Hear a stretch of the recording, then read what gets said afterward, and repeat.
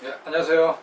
재정학 지난 시간에 이어서 이번 시간은 36강 들어가겠습니다.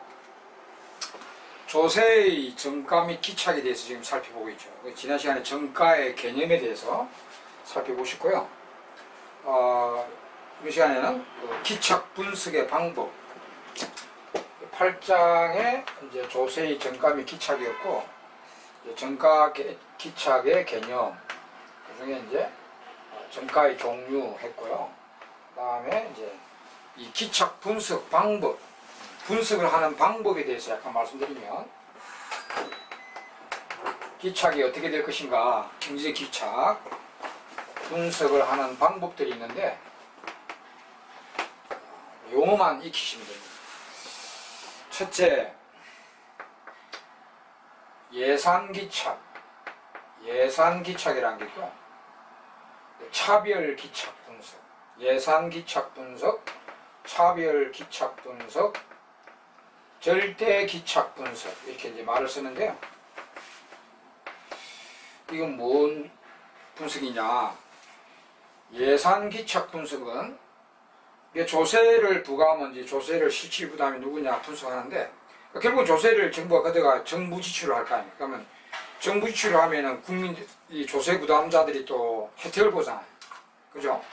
그래서 이 정부 지출에 대한 혜택과 조세 부담을 순계 개념으로 따져서 분석하는 겁니다. 그러니까 이거는 조세의 부담만 분석하는 게 아니고, 그로 인한 정부 이제 공공재 만들어줄 거 아닙니까? 정부가 이제 국방, 치안, 이런 혜택, 정부 지출에 대한 혜택도 분석하고요. 플러스 조세의 부담, 조세는 얼마를 부담할 것인가, 동시에 분석하는 거예요. 조세 부담도 분석하고, 그로 인한 정부 지출에 대한 혜택도 분석하여 순부담을 어떻게 할 것이냐, 이렇게 분석하는 건데, 이게 이제 진짜 정확한 분석이 되죠. 근데 우리가 앞에서도 배웠지만은 이 정부 지출의 혜택, 이게 측정이 어렵죠. 국방 혜택을 얼마 보느냐, 정부가 만들어낸 도로의 혜택을 누가 얼마 보냐, 이거 측정이 안 되죠. 그래서 이는 좋은 분석이지만 이 정부 지출의 혜택 분석이 측정이 안 되기 때문에 참 현실적으로는 하기 어려운 방법이 예산기착 분석입니다. 그럼 차별기착은 뭐냐면은 요거 두 개는 이제 현실에 많이 하고 있는 것들입니다. 차별기착하고 절대기착하고는, 차별기착은 이제 정부 지출의 혜택, 이거는 부담 안 하고, 이제 분석 안 하고요. 정부 지출의 혜택은 측정 안 하고, 순 조세 부담만 분석하는데, 차별, 비교한다는 거예요. A 조세를 부과하면은 누가 얼마를 부담하고, 그 다음에 B 조세를 부과하면은 누가 얼마를 부담하고, 이렇게 이제 비교를 하는 겁니다. 예를 들어서 소득세를 부과하면은 누가 얼마를 부담하고, 소득세를 부과 안 하고 이제 우리 간접세 중에 소비세를 부과하면은 누가 얼마를 부담하고, 이렇게 이 두 조세 간 부담 분석을 비교하는, 이게 이제 차별기착 분석입니다. 이것도 약간은 우리 이제 재정학에서 하고 있는 방법입니다. 두 조세 간 서로 부담을 어떻게 하는지 비교하는 방법. 그 다음에 이제 절대기착은 지출 혜택도 분석 안 하고요. 그 다음에 타조세의 부담 분석 안 하고, 타조세의 부담 분석도 안 하고, 특정 조세의 부담만, 특정 조세의 부담만 탁 분석하는 이런 방법이 절대기착 분석이다, 이 보면 돼요. 그러니까 주로 절대기착 분석을 많이 해요. 지출 혜택 안 하고, 타조세와 비교하는 것도 안 한다. 비교하는 것도 안 하고, 예를 들어서 소비세, 물품세를 때리면 누가 얼마 부담하느냐, 이렇게만 딱 분석하는, 이게 이제 절대기착인데, 이거 주로 이제 재정학에서 절대기착 분석을 많이 쓰고 있습니다. 그 다음 간혹 이제 차별 기착 분석을 하는 경우도 있죠. 두 조세 간 비교, 부담의 비교 하는. 예상 기착은 거의 안 한다고 보면 됩니다. 그냥 이제 말로만 이제 쓸게요. 이런 기착 분석 방법이 있다 보시고, 그 다음에 이제 또 하나는 우리 여기 할게요. 이번은 부분 균형 분석하냐, 일반 균형 분석하냐, 부분 균형 분석을 하느냐, 일반 균형 분석을 하느냐, 이건 두 가지 다 하고 있습니다. 재정학에서 말 그대로 부분 균형 분석. 특정 시장만 고려하여, 특정 시장만 고려해서 분석하는 것입니다. 그래서 이제 맥주의 소비세, 주세죠. 맥주의 소비세를 때렸다. 그러면 맥주 시장만 분석해가지고 소비자 얼마 부담, 생산자 얼마 부담, 이렇게만 분석하는 겁니다. 그래서 근로소득세를 때렸다. 그럼 노동시장이잖아요. 근로소득세를 부과했을 때 누가 얼마 부담하느냐? 노동시장만 분석하는 거죠. 근데 이제 일반 균형 분석은 타 시장의 파급 효과까지 고려하여 분석하는 게 일반 균형 분석입니다. 예를 들어서 나중에도 할 건데, 이제 소비세, 맥주에 대한 소비세인 주세를 때리는데 이게 노동시장에 어떤 영향을 미치는가, 노동시장의 파급이 어떻게 되는가, 이런 게 타 시장에 영향을 주는, 실제로 현실은 일반 균형 분석을 해야 되죠. 현실은 우리가 시장들이 뭐 노동시장이든 맥주시장이든 이렇게 다 연계되어 있잖아요. 이렇게 연계되어 있기 때문에 이게 현실 분석인데 이제 분석이 좀 어렵다는 그런 문제점이 있죠. 근데 이제 부분 균형 분석은 딱 그 시장만 딱 고려해가지고 타 시장에 영향을 주는 것은 고려하지 않고 분석하는 게 부분 균형 분석입니다. 이거 우리가 부분 균형 분석도 하고 대부분 이제 부분 균형 분석 많이 합니다. 일반 균형 분석이 이제 뒤에 나옵니다. 우리 재정학에서는 이거 다 해요. 다 하고 여기 차별 기착 약간 하고 주로 이제 절대 기착 분석 이런 걸 하고 있습니다. 자, 이건 이제 그 조세 부담에 대한 기착이 어떻게 될 것이냐를 분석하는 방법론입니다. 방법론. 이런 것도 이제 시험에는 나올 수는 있죠. 아주 중요한 내용은 아니지만 이 방법론에 이제 말은 용어만 좀 익혀두시면 됩니다. 자, 이제 기초 개념 끝났고 이제 본격적인 기착 분석을 해보도록 합시다. 먼저 부분 균형 분석을 먼저 하겠습니다. 그 시장만 고려해갖고 기착이 어떻게 될까, 조세 기착이 어떻게 될 것이냐 보는 부분 균형 분석을 먼저 보겠습니다. 자, 부분 균형 분석. 큰 2번이죠. 큰 2번에 본격적인 기착 분석입니다. 부분 균형 분석. 자, 이런 이제 조세가 나옵니다. 먼저 물품세, 소비세죠. 그 뒤에 이제 소득세 나옵니다. 제일 먼저 물품세의 기착 분석. 소비세라 하기도 합니다. 소비세. 물품세 기착 분석을 하도록 합시다. 예를 들어서 이제 소비세 중에 우리가 주세, 맥주 주세를 예를 들겠습니다. 그리고 이제 물품세 주세를 떼냈을 때 누가 얼마 부담하는지. 근데 이 맥주 시장이 이제 부분 균형 분석, 맥주 시장만 따집니다. 맥주 시장이 완전 경쟁 시장일 수도 있고 불안정 경쟁 시장일 수도 있겠죠. 물론 현실은 불안정 경쟁 시장 앞에서 말씀드렸죠. 근데 이제 완전 경쟁은 현실이 없지만은 이론상으로는 많이 고려하는 시장입니다. 그래서 지금 맥주 시장이 완전 경쟁 시장이라 가정하고 하겠습니다. 왜? 불안정 경쟁 맥주 시장하고 약간 다른 점이 있거든요. 다른 점이 있기 때문에 완전 경쟁 시장을 예로 들어서 보겠습니다. 맥주 시장이 완전 경쟁 시장이다 가정하고, 자, 완전 경쟁 시장일 경우, 맥주 시장이 완전 경쟁 시장입니다. 그러면 그림을 한번 봅시다. 완전 경쟁 맥주 시장은 이렇게 돼요. 수요, 공급, 여기 이제 원래 맥주 가격이고요. 이게 원래 맥주 거래량입니다. 완전 경쟁 시장이죠. 여기서 이제 맥주의 주세를 부과한다. 지금 현실에서는 맥주 기업에게 부과를 하고 있습니다. 근데 납부하라는 부과, 법적 기착이죠. 법적 기착은 이제 공급자한테 하고 있는데 뭐 수요자한테 하는 것도 있습니다. 그럼 나중에 이제 누구한테 부과하는 거 아무 상관없기 때문에 나중에 설명드리고요. 일단 이제 맥주 공급자한테 맥주 주세를 100원을 부과했다. 그러면 이게 이제 우리의 또 이 소비세는 부과 방식에 따라서 종량세가 있고 종가세가 있거든요.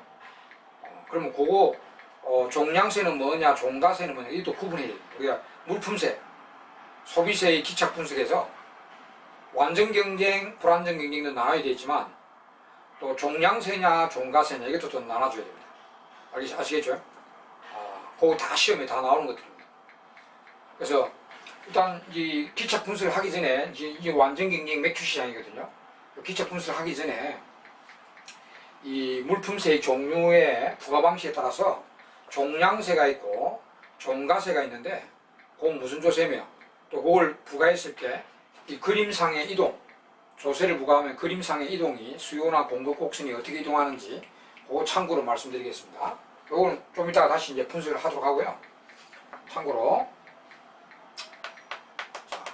물품세는 소비세 같으면 부과 방식에 따라 가지고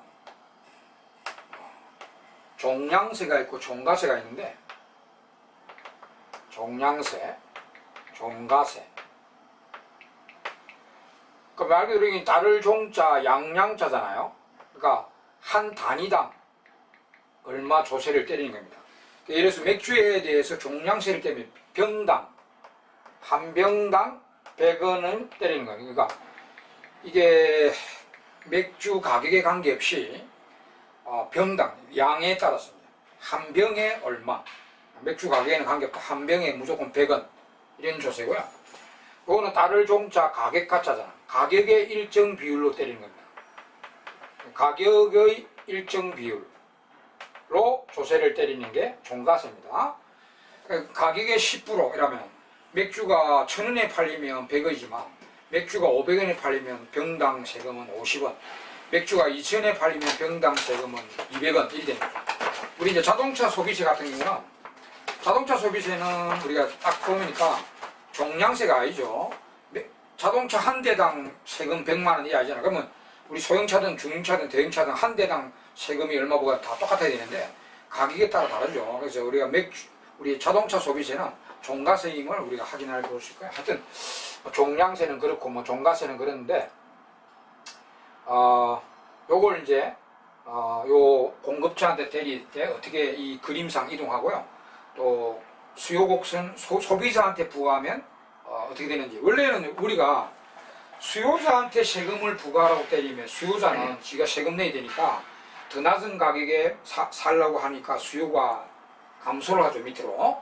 공급자한테 때리면 자기가 세금 내고 본전 치해야 되니까 세금만큼 더 받아라 하겠죠. 공급은 이것도 공급 감소라고 보면 우리가 이게 수요가 왼쪽으로 이동하는 거 좌측 하방으로 이동하는 게 수요 감소고요. 공급은 좌측 상방으로 가는 게 공급 감소거든요. 이거는 이렇게 내려오고 이거는 올라가요. 보조금은 반대고요. 근데 이제 이 종량세를 때리면 이게 어떻게 내려가고 종가세를 때리면 이게 어떻게 올라가고 이게 이제 그림으로 좀 보여드리겠습니다. 완전 경쟁 시장이라고 했을 때 완전 경쟁 시장일 때 완경 시장일 때 뭘 지금 이제 공급자한테 부과하는 걸로 해볼게요. 공급자 이제 원래 맥주 공급세는 이렇게 있다는 거예요. 그러면 맥주 공급자에게 세금을 종량세를 때리면 여기 500원이든 1000원이든 2000원이든 야 병당 100원 내라 여기가 전부 다 100원만큼 더 받아라겠죠 이렇게. 그래서 맥주 가격 관계없이 전부 다 100원이니까 종량세는 맥주 공급 곡선이 평행으로 이렇게 조세만큼 텍스만큼 평행으로 공급 곡선이 상방 좌측으로 이동합니다. 그 다음에 이제 종가세는 가격의 10%니까 만약 맥주 가격을 500원이면 이제 50원이 부과되죠. 1000원이면 100원이 더, 그 다음에 2000원이면은 200원이 더 조세가 200원이 부과되니까 200원만 올라가. 그래서 종가세 같은 경우는 이 가격이 낮은 데는 적은 세금, 가격이 높을 때는 많은 세금이 부과돼요. 그래서 종가세를 때리면 이렇게 각도가 다르게 올라가. 이렇게 종가세를 때리면. 그러니까 소비자한테 때리면 이제 이거 비슷하게 소비자한테 때리면 수요 곡선이 이렇게 돼 있잖아요. 맥주 수요자의 수요 곡선이 있을 때 이제 소비자한테 종량세를 때문에 수요가 밑으로 내려옵니다. 수요가 감소한다고 해요. 왜냐하면 이 사람들은 세금 자기가 어차피 내야 되니까 세금보다 더 낮게 사 먹으려고 하겠죠. 그게 본질이죠. 그래서 밑에 내려가는데 얘가 똑같이 종량세는 평행으로 내려갑니다. 이 2,000원이든 1,000원이든 500원이든 다 100원만큼 다 싸게 사 먹으려고 이렇게 종량세는 평행으로 내려가고요.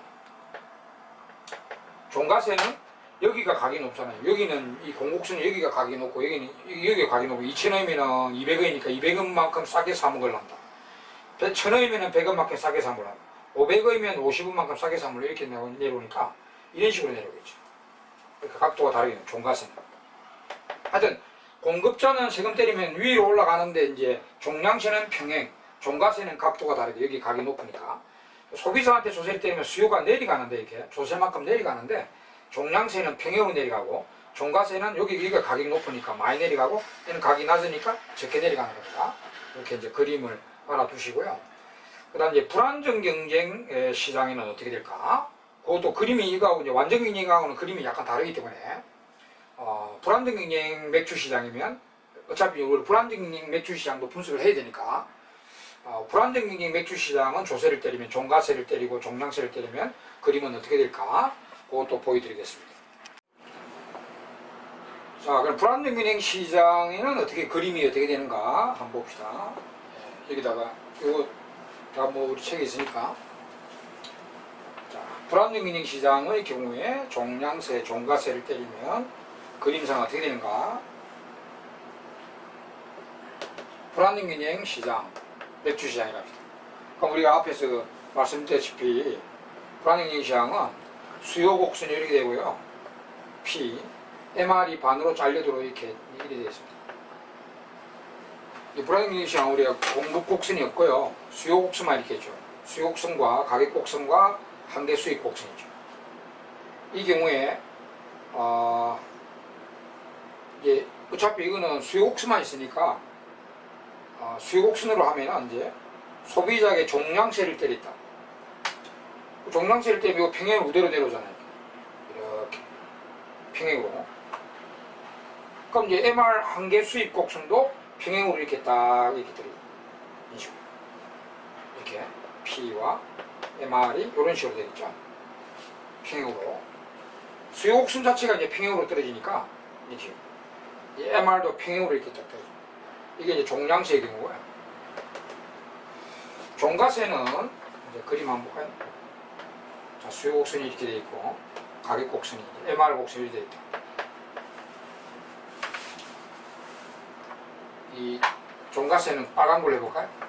종가세를 때리면 일단 요거는 이제 MR이 있다는 그게 이제 문제인데 한계 수익 곡선이 이제 완전 경쟁에는 수요 곡선만 있잖아요. 완전 경쟁 시간 수요 곡선, 가격 곡선만 이렇게 있는데 불안정 경쟁 맥주 시장은 이제 수요 곡선이 있고 한계 수익 곡선이 이 한계 수익 곡선이죠.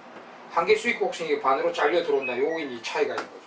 그럼 이제 어차피 종량세는 평행으로 이렇게 떨어지니까 수요가 MR도 이렇게 평행으로 떨어지고요. 그럼 요것도 이제 이게 수요 곡선이니까 일단은 이제 종가세를 때리면 여기 가격이 높잖아. 2,000원, 여기 1,000원, 여기 500원이니까 이제 종가세를 때리면 이렇게 떨어지겠죠. 이런 식으로. 그러면 MR도 이런 식으로 떨어지죠. MR도 이런 식으로. 이런 식으로 떨어지겠죠. 그림이 약간 다르잖아요. 그죠? 이 폭이 다르게 떨어지죠. 이거는 평행으로 이렇게 떨어지는데, 이건 폭이 다르게 이렇게 떨어지고 있습니다. 종가세. 요거 그림은 이제, 확인해 줘요. 여기 이제 뭐 이런 식으로 떨어진다. 이걸 뭐 그림으로 물어보진 않는데, 시험에. 나중에 분석할 때 이게 이제 그림을 이해하려면 알고 계셔야 된다는 거죠. 자, 그거 이제 보충 설명을 드리고, 자, 이제 다시 이제 본격적인 분석에 들어가겠습니다. 자, 물품세를 부과했을 때 이제 기착인데요. 완전 경쟁 맥주 시장일 때입니다. 그러면 종량세, 종가세가 있는데 이 완전이익 시장의 경우는 종량세와 종가세의 비교 분석은 즉 차별 기차 분석 제일 마지막에 해드리고요. 일단 종량세를 예로 들겠습니다. 그림이 보기 좋은 종량세로 해가지고 분석을 해보도록 하겠습니다. 이제 기본적으로 이 공급자한테 현실처럼 공급자한테 종량세를 100원을 때리탑시다. 야, 이 맥주 판매하면 병당 100원 내라 조세를 부과했답시다. 세무당국이. 그러면 여기 100원만큼 평행으로 올라가겠죠, 이렇게. 이런 식으로. ST랄까요? 조세 부과 후 공급 방정시. 조세만큼 올라갑니다. 자, 그러면 시장 균형은 어떻게 되는지 하면, 시장 균형은 요 원래 가격이 P0로 해서 요 가격이 균형이 올라가죠. 가격이 P1으로 올라가고요. 그 거래량이 Q1으로 떨어지게 됩니다. 이렇게. 시장의 가격은 이제 P1으로 올라갔죠. 그럼 소비자는 요 가격으로 사 먹을 거 아닙니까? 그죠? 그래서 소비자 지불 가격이죠. 소비자가 지불하는 가격이 P1입니다. 그럼 생산자가 수취해 가는 가격은 이 가격이 아니죠. 이거는 시장에서 판 가격이고요. 이 사람이 어차피 공급자가 법적 기착을 받았기 때문에 조세를 세무당국에 100원을 내야 되죠. 그리고 병당 가격이 요 팔아가지고 100원은 여기 100원이잖아 지금. 다 평행이니까 조세를 내면 이제 세무당국이 100원을 가져가는 거죠. 병당. 그러면 생산자가 수취해가는 가격이 결국 P2가 됩니다. P2가 생산자 최종 수취 가격이 됩니다. 이렇게. 그 차이 100원은 정부 세무당국이 가져가는 거죠. 그러면 여기 봤을 때 이제 원래 조세가 부과되기 전에 원래 가격이 여기였잖아요. 여기에 이제 병당 이야기하는 겁니다. 조세가 딱 부과되니까 요 가격이 여기 샥 올라가니까 요 올라간 거는 소비자 부담이죠. 그죠? 그리고 생산자도 원래는 P0로 팔아먹었는데 조세 부과 이후에 자기가 챙겨가는 가격이 P2이기 때문에 원래 가격보다 내려간 거는 생산자 부담이라고 봐야 됩니다. 하나당 병당 조세 100원 중에 원래 가격보다 올라간 거는 여기 전체 100원이잖아요. 올라간 거는 소비자 부담이고 내려간 거는 생산자 부담이 되는 것이죠. 이렇게 딱 하나당 100원에 이렇게 딱 원래 가격에서 올라간 건 내려간 거 이렇게 부과됩니다. 이 기착 분석이 끝났습니다. 여기 이제 소비자 부담이고요. 소비자 부담이고 그 다음에 여기 이제 생산자 부담이에요. 하나당. 근데 하나당 하면 이거 높이 100원 중에 이제 여기 만약에 40원이면 40원은 소비자 부담. 여기 60원이죠. 만약에 이게 40원이면 60원은 생산자 부담. 그럼 이제 전체 조세액으로 물어보는 경우가 있거든요.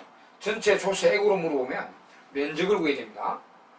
하나당 100원이죠. 그럼 총조세액은 맥주 거래량 전체 곱한 거죠. 그럼 여기 사각형 면적이 전체 조세액입니다. 그러니까 하나당 물어봤는지 전체 조세액으로 물어봤는지 잘 문제를 보고 답변해야 됩니다. 전체 소비자 부담 전체 조세액은 하면 요 면적을 구해야 돼요. 면적. 그 다음에 생산자 부담의 총 조세 부담액은 하면 요 면적을 구해야 됩니다. 알겠죠? 총액. 하나당은 요 높이만 따집니다. 높이만. 이렇게 이제 기착 분석이 되네요. 그리고 요 그림은 지금 100원 중에 여기 40원이면 40%는 소비자 부담, 60%는 생산자 부담이 기착되는 거죠. 이렇게. 그거 이제 우리가 이제 절대 기착 분석하면 여기 끝나는데 여기서 잠깐 일반 균형 분석하면 이제 부분 균형 분석하면 이거 끝나는데요. 타 시장의 파급 효과까지 하면 후전도 발생합니다. 이거 약간 이야기해요. 이 맥주 생산 거래량이 떨어지잖아요. 요거 때문에 그러니까 어차피 공급자는 조세 100원 중에 40%는 소비자한테 정가를 시켰고요. 60%는 자기가 부담하지만 근데 이제 요거 생산이 떨어지면 다른 시장까지의 파급 효과까지 고려한다면 이 후전도 발생합니다. 이게 맥주 생산이 옛날보다 이게 떨어지잖아. 그러면 이게 맥주 생산 떨어지는 거 말하면 맥주 기업이 노동시장에 노동 수요를 줄이버리잖아요. 맥주 생산이 옛날보다 떨어져 버리니까 노동 수요를 줄여버리면 노동 시장에 영향을 주기도 합니다. 노동 시장, 요런 이제 참고로 말씀드리는데 노동 시장이 있단 말이에요. 여기 임금이고 여기 노동 거래량인데 노동 수요 있고 노동 공급이 있잖아요. 노동 공급. 여기 이제 원래 임금이고 이게 고용량이다 말이에요. 노동 수요자가 맥주 기업이잖아요. 맥주 기업이 노동을 수요하는 자잖아요. 그죠? 그래서 여기 생산 이제 소비세가 부과된 바람에 소비세가 부과됐잖아요. 소비자한테도 일부 가격을 올림으로써 전가를 했고요. 전전이죠. 이 전전. 앞에 우리 조세 종류를 말씀드렸잖아요. 전전. 전전을 100% 한 건 아니지만 이거는 일부를 했죠. 전전시켰고 맥주 생산이 떨어지면 노동시장에 가가지고 노동 수요를 줄여버립니다. 이렇게. 아니 맥주 생산이 확 떨어지니까 노동자가 그렇게 많이 필요 없잖아요. 그래서 노동 수요를 이렇게 줄이면 그 임금이 100만에서 80만 떨어지잖아요. 고용도 뭐 요 고용도 떨어지잖아요. 그럼 실직이 발생한다든지 임금이 떨어진다든지 고용량이 떨어지니까 노동자들이 피해를 보죠. 그죠? 이 노동자들 입장에서 노동 공급자, 노동 입장이랑 이 길 가다가 물버려 맞은 거죠. 이거 노동 시장에 대한 조세가 하나도 없잖아요. 노동 시장에 대한 조세는 없어요. 소비세, 맥주 소비세가 부과되는데 이 생산이 떨어진 것 때문에 이게 노동 시장에도 영향을 주고 있습니다. 물론 다른 여건이 불변인 상태에 이 맥주 기업인 노동 수요자가 이 생산이 떨어지는 바람에 노동 수요를 줄여버리면 임금이 하락되고요. 고용량이 떨어지죠. 그래서 임금이 옛날보다 떨어지고 고용량이 떨어지니까 실직이 발생하고 하니까 노동자들이 피해를 보죠. 이게 이제 후전입니다. 후전. 그러니까 실제로는 현실에 있게 물론 이제 부분 균형 분석이지만 우리가 이제 약간 일반 균형 분석도 해보면은 다른 시장의 파급 효과까지 일반 균형 분석, 타 시장의 파급 효과까지 고려한다면은 후전 있는 것도 분석할 수 있습니다. 알겠죠? 이게 맥주 생산 요게 포인트입니다. 맥주 생산량이 떨어지는 요거 때문에 이제 노동 시장에 이렇게 영향을 미치게 됩니다. 후전이 발생할 수 있죠. 네. 자, 여기까지 이제 기본 분석이 끝났습니다. 여기 이제 1번, 동그라미 1번 해가지고 기본 분석인데, 자, 이제 상당히 중요한 내용들이 나옵니다. 요 이제 후전은 놔두고요. 이제 여기 맥주 주세 부담에서 요 100원 중에 예를 들어 아까 40원, 60원이라 가정했지만 이 상대적 크기를 결정한 게 뭐냐. 요 어떤 거는 여기 소비자가 적은 부담, 생산자가 많은 부담이 될 수도 있거든요. 그러니까 이 상대적 크기를 결정한 요인이 뭔가. 여러분 핵심인데 여기다가 이제 해보겠습니다. 자, 상대적 부담 크기 결정 요인. 자, 상대적 부담 크기 결정 요인. 이 100원 중에 이 상대적 부담의 크기를 결정하는 게 뭐냐 이거죠. 아주 중요합니다. 파워라, 파워. 자, 제가 쉽게 말씀드리면 파워다. 파워 게임이죠. 이 맥주 소비자가 파워가 세냐, 맥주 공급자가 파워가 세냐. 파워 센 사람이 아무래도 부담이 적겠죠. 조세 부담은 어차피 나쁜 거니까, 자기한테는 나쁜 거니까 파워가 센 사람이 부담을 적게 하려고 하겠죠. 그럼 파워는 곧 뭐냐? 탄력성입니다. 탄력성이 파워다. 그래서 소비자, 맥주 소비자의 수요 탄력성이 있고요. 맥주 공급자의 공급 탄력성이 있겠죠. 그 탄력성 크기에 결판납니다. 그래서 내가 결론적으로 이제 상대적 논리입니다. 상대적으로 더 탄력적인 자가, 그러니까 더 파워 있는 자가, 맥주 소비자가 탄력성이 크냐, 맥주 공급자가 탄력성이 크냐, 더 탄력적인 자가 상대적으로 조세를 덜 부담합니다. 더 역탄력성물입니다. 탄력성이 더 큰, 탄력성이 이제 파워라고 생각하면 돼요. 그래서 더 탄력적인 자가 파워가 더 세니까 조세를 덜 부담하게 되겠습니다. 그 공식도 만들어 보면 이게 수요 탄력성을 분자해 놓고 공급 탄력성을 분모에 놨을 때요. 이게 소비자 부담이 이쪽으로 내려가고요. 여기니까 생산자 부담이 이쪽 올라갑니다. 이렇게 역으로 들어가요. 예를 들어서 보세요. 만약에 공급 탄력성보다 수요 탄력성이 만약에 크다고 합시다. 그러면 그 조세배분 중에 소비자 부담보다 생산자 부담이 커지는 것입니다. 뭐 반대면 반대고. 그래서 역탄력성률로 이런 공식이 나오는 거죠. 수요 탄력성, 공급 탄력성이 분모, 분자이면 생산자 부담이 분자에, 소비자 부담이 분모에 들어갑니다. 이게 역으로 들어가니까. 이게 크면은 생산자 부담이 상대로 크고, 이게 크면은 소비자 부담이 상대로 크고, 이런 논리입니다. 이게 핵심입니다. 그리고 제가 그림을 그려볼게요. 여기 지금 이게 이제 내가 그림을 두 개 더 그려볼게요. 수요를 좀 탄력적으로 만들고 공급을 비탄력으로 만들어서 해보고, 반대로 공급을 좀 탄력적으로 만들고 수요를 비탄력으로 만들어서 내가 그림을 그대로 한번 다시 그려보겠습니다. 이 사실을 제가 이제 증명해 드리는 그림입니다. 자, 이 그림 한번 보세요. 수요를 좀 탄력적으로 하고요. 이렇게 수요 곡선이 이렇게 이제 우리 탄력적인 게 수평적이죠. 공급 곡선은 이제 비탄력으로 이렇게 해보겠습니다. 이런 맥주 시장이라고 합시다. 그러면 그림상 그냥 이해만 하시면 돼요. 이게 원래 맥주 가격이 원래 맥주 거래량인데 똑같이 조세를 종량세를 때려볼까요? 100원을 때리다 평형을 올리다 올리면 여기서 균형이 여기로 가다. 그럼 소비자 가격은 요 P1이고요. 거래량이 여기로 떨어지는데 여기 생산자 가격이 P2가 됩니다. 그러니까 100원 중에 보면은 원래 가격보다 올라가는 게 소비자 부담이고 요 내려간 거는 생산자 부담이에요. 생산자가 훨씬 많이 부담하죠. 탄력성이 적으니까. 소비자가 탄력성이 크니까 파워가 세다. 그러니까 소비자 부담이 적고 생산자 부담이 아주 커지는 거죠. 그러니까 반대로 이 그림하고 정반대로 수요는 비탄력으로 하고요. 공급은 굉장히 탄력으로 수평으로 만듭니다. 그러니까 이게 이제 맥주 시장이다. 자, 그럼 이거 조세 때려볼게요. 100원을 조세를 때리면 이렇게 올라간다. ST. 그럼 균형은 여기로 가죠. 이게 이제 새로운 가격이고 거래량이 이렇게 되는데, 그럼 이것도 보면 원래 가격보다 올라간 거는 소비자 부담이고요. 내려간 거는 생산자 부담. 이 100원 중에 생산자 부담은 요만큼, 소비자 부담은 이만큼. 소비자가 훨씬 많이 부담하죠. 소비자가.